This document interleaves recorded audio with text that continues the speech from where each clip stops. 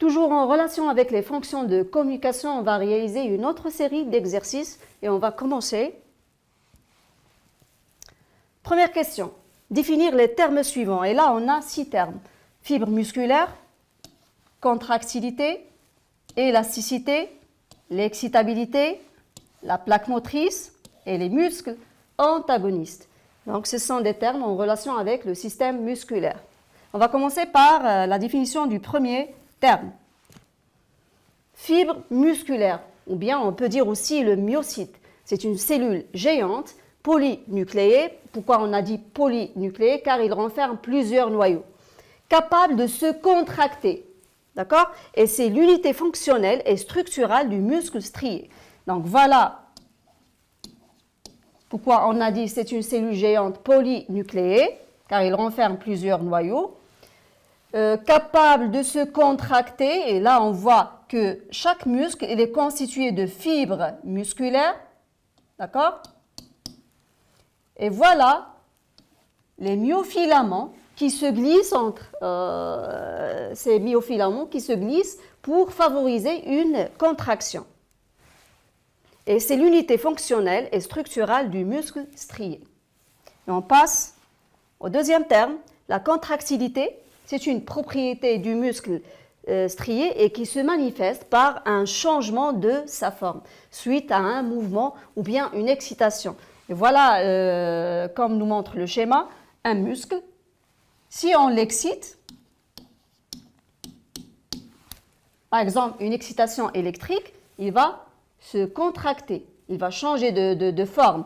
Là, il va se gonfler, il va durcir, sa longueur il diminue, et là, c'est la contractilité. Suite à une excitation ou bien un mouvement, par exemple, mouvement de flexion. Là, le biceps, il diminue de longueur, il durcit, il se gonfle. Là, on parle de la contractilité. Élasticité. Toujours en relation avec les muscles striés. C'est une propriété du muscle qui se manifeste par un étirement, c'est-à-dire la longueur du muscle augmente. Voilà, un étirement. Pourquoi? Parce qu'on a là ajouté un poids de 10 grammes. Lorsqu'on va éliminer ce poids, le muscle il revient à sa taille et sa longueur initiale. D'accord? Donc là, l'élasticité, c'est une propriété du muscle qui se manifeste par un étirement, c'est-à-dire la longueur du muscle augmente, et son diamètre, voilà le diamètre, qui diminue. Puis, une fois on retire la masse, le poids, il va revenir à sa taille initiale. Troisième terme, l'excitabilité. Toujours en relation avec les muscles. C'est une propriété du muscle qui se manifeste par une contraction du muscle suite à une excitation efficace. Pourquoi j'ai dit excitation efficace égale ou bien supérieure au seuil de l'excitation? Là, on parle de l'excitation. Pourquoi? Parce que là, on voit après excitation efficace, après ce stimulus-là, le muscle, il a changé de forme. D'accord? Pourquoi? Parce qu'il a reçu l'excitation. Donc, on dit le muscle il a une autre propriété, il s'agit de l'excitabilité. Donc, d'après ces trois termes, on a trouvé que le muscle, il se caractérise par l'élasticité, la contractilité et l'excitabilité. Voilà un autre terme, la plaque motrice ou bien synapse neuromusculaire. Voilà le neurone moteur en relation avec les fibres musculaires. D'accord? Et la zone de jonction, voilà la zone de jonction entre la fibre ou bien le neurone moteur ou bien la fibre nerveuse motrice et les fibres musculaires, ça s'appelle la plaque motrice ou bien synapse neuromusculaire. Les muscles antagonistes, par exemple biceps et triceps. Pourquoi j'ai dit biceps? Car il y a là les 2 tendons, le triceps, les 3 tendons qui relient le muscle avec l'os. Pourquoi on dit muscle antagoniste? Parce que là, on voit le biceps qui est contracté, l'autre qui est dilaté, et vice-versa. Ça, c'est un mouvement de flexion, un mouvement d'extension. Qu'est-ce qu'on voit? Le biceps, là, elle est dilatée, alors que le triceps, elle est contractée.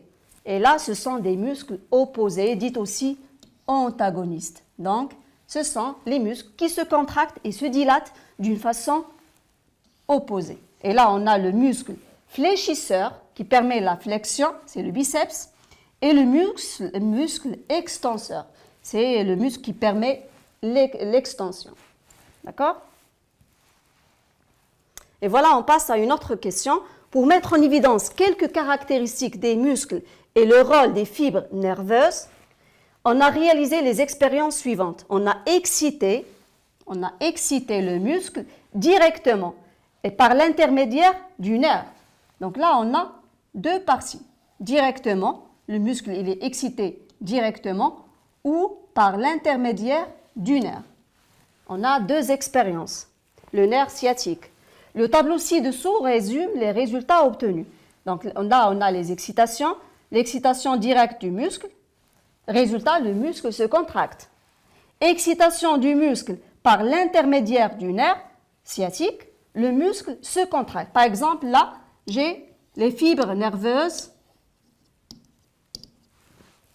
motrices en relation avec les fibres du muscle. Soit on excite au niveau de cette zone, excitation directe, ou bien par l'intermédiaire du nerf. Voilà, excitation au niveau de cette zone, on voit qu'il y a une contraction. Pourquoi? Parce que là, le nerf, elle est conducteur. Ou bien on excite directement les fibres musculaires. Et toujours, on voit une contraction. Parce que là, comme on vient de voir, que les fibres musculaires, ils se caractérisent par leur propriété d'excitation. Ils sont excités par exemple, de l'électricité. Déterminer les 2 caractéristiques du muscle mises en évidence par cette expérience. On a excité le muscle, il se contracte. Donc là, on a les 2 propriétés, la contractilité et l'excitabilité. Déterminer le rôle du nerf sciatique, puisqu'on a excité le muscle, mais à travers le nerf sciatique. Donc là, on a excité cette zone-là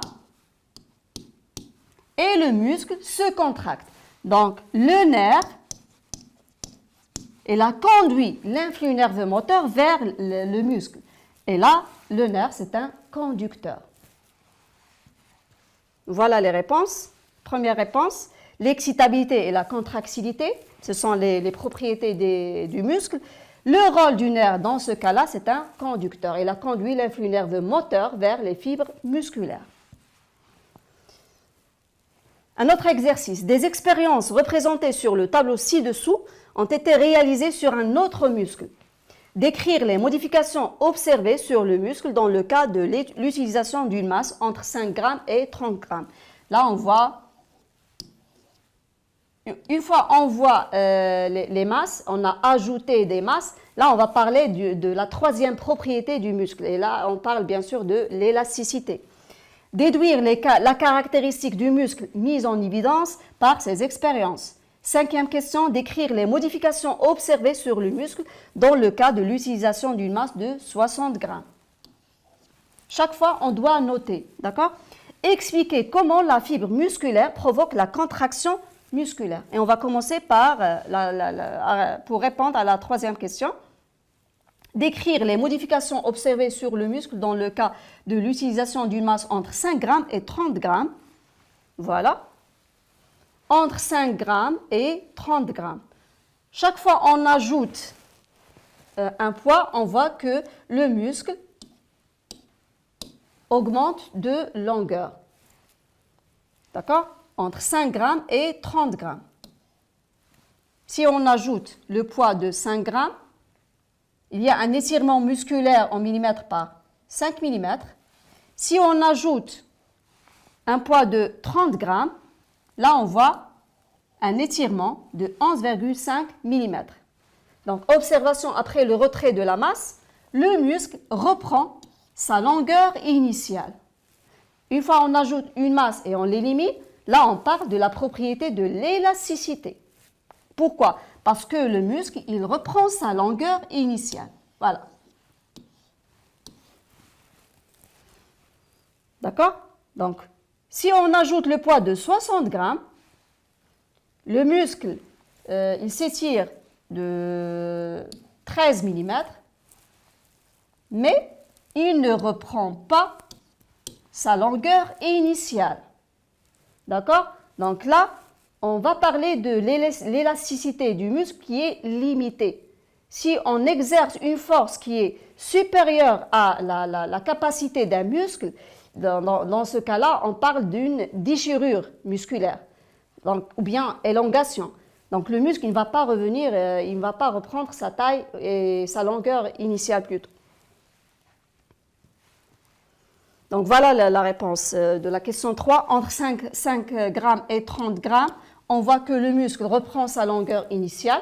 Donc là, on parle de l'élasticité. D'accord? Et pour la 5e question, l'utilisation d'une masse de 60 grammes a provoqué la perte de l'élasticité du muscle car il ne reprend pas sa longueur initiale. Même si on élimine la masse. Lorsqu'on a éliminé la masse, le muscle ne revient pas à sa taille initiale. Et dans ce cas-là, on parle d'une élasticité limitée.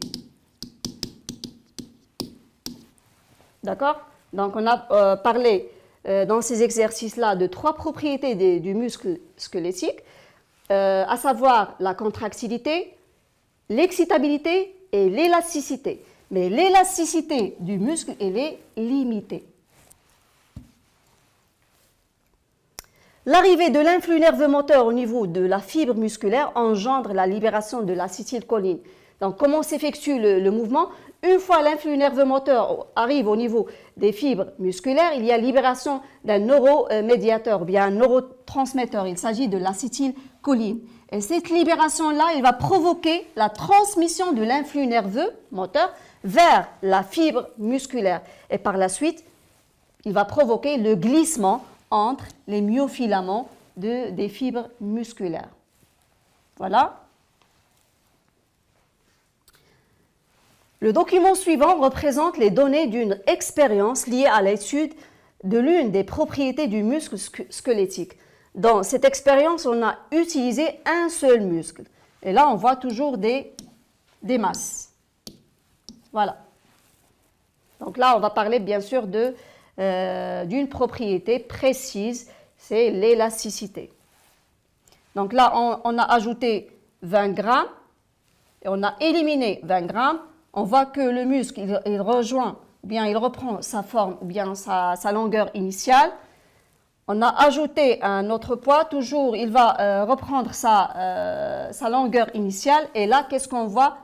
70 grammes et on a éliminé le poids et le muscle ne reprend pas sa longueur initiale. Pourquoi? Parce que tout simplement, il a perdu son élasticité. Et voilà la première question. Dégager la propriété étudiée dans cette expérience. Bien sûr, c'est l'élasticité. Décrire la variation de la longueur du muscle en fonction de la variation de la masse utilisée. Une fois on a ajouté 20 grammes et on a éliminé, il reprend sa longueur initiale, mais lorsqu'on a ajouté les 70 grammes, on les a éliminés et il ne reprend pas sa longueur initiale. Expliquer l'état du muscle après l'enlèvement de la masse 70 grammes. Tout simplement, il a perdu son élasticité. Et voilà la première réponse, l'élasticité comme propriété. La deuxième réponse, lorsqu'on a ajouté, ou bien lorsqu'on ajoute une masse, un E qui monte, qui manque de 20 grammes et on la retire. Après, le muscle reprend sa longueur initiale. Lorsqu'on ajoute une masse de 70 grammes et on la retire, le muscle ne reprend pas sa taille initiale. Donc le muscle a perdu son élasticité car la masse de 70 grammes a provoqué une déchirure au niveau des fibres musculaires ou bien une élongation, ça dépend. L'élasticité du muscle est limitée. Voilà, c'est tout pour aujourd'hui et bonne réception.